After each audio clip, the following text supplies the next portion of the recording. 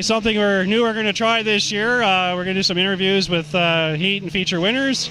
Jamie Davis, if you're watching this is all your fault because this is what I wanted you to do. Anyways, we're here with Pete Stapper, who won tonight here at Cornwall, May 28th, in the 50s and 60s class. And Pete, it was a challenging track, and but you overcome and picked up the win. Yeah, that track is very challenging, and the car, was pretty good for what it is. It's almost 50 years old. Tony Blake would be really proud of this thing right now. I wish he was here to see it. A lot of his friends are here that I imagine they knew him, that were here, and they would vouch for the car. And yeah, it was great. And this is an original car, and I know you did a lot of the work on the restoration for Henry Hanowick, the car owner.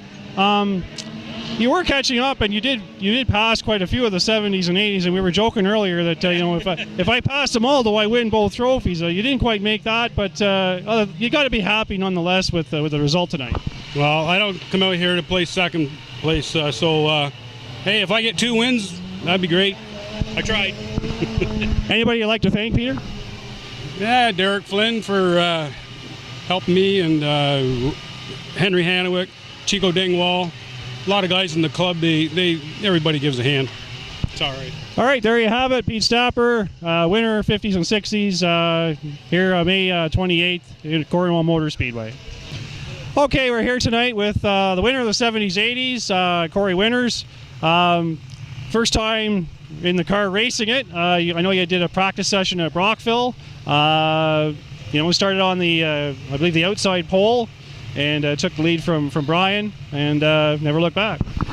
Yeah, the car was good. It's like you said, the first time we raced it, we took it to Brockville for a day for practice. I joked with Brian Como before we went out, saying, do you mind if I take the inside, you can have the outside? And as I watched the mods go, I kind of thought we were in the right spot, which it was. The top side, you could run it all the way around for the most part. The bottom side, you could run 3 and 4 very well, but 1 and 2 was very, a little rough. It was challenging. The track was bad fast, though, and considering all the clay they brought in and all the rain, it was as good a shape as you can expect, I guess. Now, you come to us from the sportsman ranks, dropping down, and I know part of the reason was your wife would allow you to race, but only if it was a limited schedule. Other than that, what was it that attracted you to the vintage cars?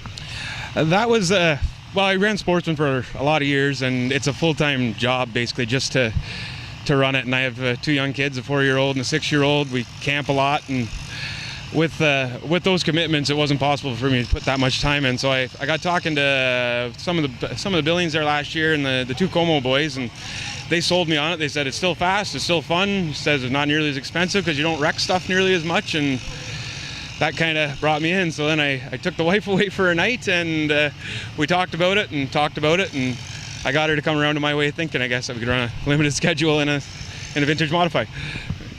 So now the next question, of course, you're sitting atop the point standings, and I know you can't get to Brockville next week. Is there going to be a change in the schedule, perhaps? I hope so, but I don't know about that. It's my son's birthday next week, and before you guys put that race on the schedule, we had already made the party arrangements and things. Now that's in the afternoon. Maybe I can convince her otherwise, but I'm not going to push my luck. I'm happy to be back in a car. I know there must be a whole bunch of people you want to thank for the whole operation, sponsors, whatnot. So, yeah, for sure. Silent sponsors, the stewards who I used to run for in Sportsman, they gave me lots of parts and tires and stuff to get me going. And besides that, my 2 guys here, Jason Drew, we call him Hot Dog, and my father-in-law Lyle, they helped me build the car. And I have dirtcarparts.com on the car. They're a great spot to go and get stuff at a much cheaper rate than buying new, so they've helped me out a bit too. All right, that's Corey Winters, winner of your 70s, 80s here at the Cornwall Motor Speedway on our opening night, May 28th, 2017.